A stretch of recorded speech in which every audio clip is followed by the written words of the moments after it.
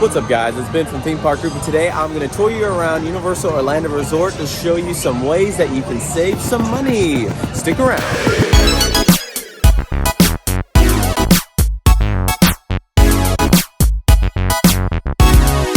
Number one, bring a collapsible water bottle and some drink packets if you want to be able to drink for free all day long. Typically depending on bag or pocket space, and it can sometimes be janky, but I just get a water bottle. I blow into it to make it to its full capacity, refill it at a water station, and put the mixable drink packet in. Again, I know it's kind of janky, but if you like your drink packets, you can have a nice free tasting drink throughout the entire day without buying one soda.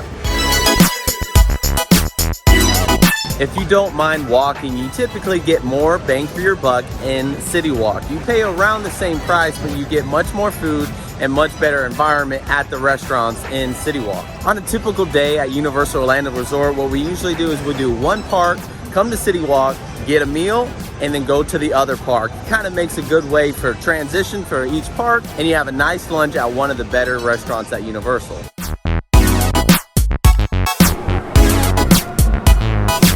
If you're wanting an even cheaper alternative, there are fast food restaurants upstairs, which are typically more expensive than they are at the regular fast food restaurants outside of Universal Orlando Resort, but it's still much cheaper than one of the sit-down places.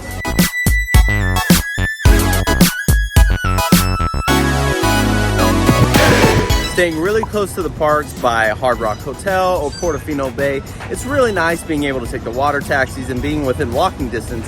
But if you guys want to try it, try Universal's Endless Resort hotels. It's dockside and surfside. Both are great hotels, and they are a much more affordable alternative than the hotels here on Universal Orlando Resort property.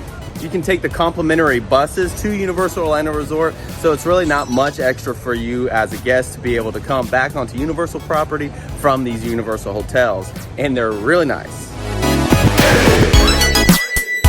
Check out the prices and the blockout dates for the annual passes. If you or your family are coming for at least 2 days or more, it might be a better option for you to consider an annual pass, especially if you're local to Florida. Floridians actually get a discounted rate for annual passes.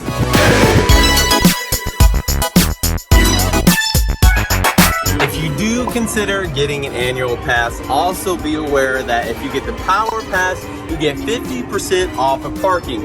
Or if you get Preferred, it's free. If you get Premier, you get free valet and preferred parking. So once again, do the math and see if it's going to be beneficial for you and your family. If you do end up getting an annual pass, be sure to use it making any purchases. You get discounts almost everywhere, including drinks, food, Universal store, so just flash it even if you're at City Walk because you might get a discount.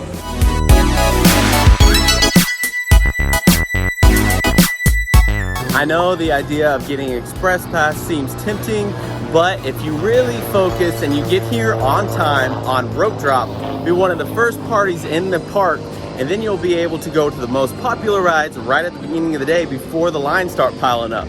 Between 12 and 4 are typically the most busiest times, so that's when you can go get some lunch. But the beginning and the ending of the day is when you really want to go for those hard-hitting rides. That way the wait times will be lower. Also, even if you're 1 minute before park closing, if you get into the line, they will make sure you ride.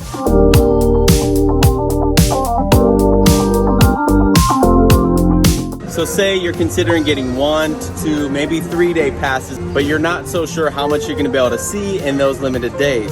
But if you play your cards right, in between 1 to 2 days, if you're a pace walker like myself, you can get everything covered without spending 4, 5, 6, 7 days at Universal. You can, and it's a great experience, and there's gonna be plenty of stuff to do, but you may not have to do that if you're just a rides person. You just want to go from ride to ride to ride. With the tips about avoiding Express Pass, you can squeeze in a ton of rides in a single to 2 days and have all of Universal Orlando Resort covered at the 2 theme parks.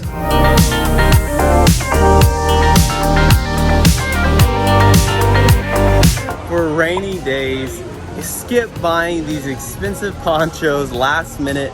Just go to Dollar Tree and they sell them for $1 a piece. They're not great quality, but you don't have to lug around a wet poncho all day once it's finished raining. You can just throw it away, call it a wash for $1, you can't go wrong with Dollar Tree.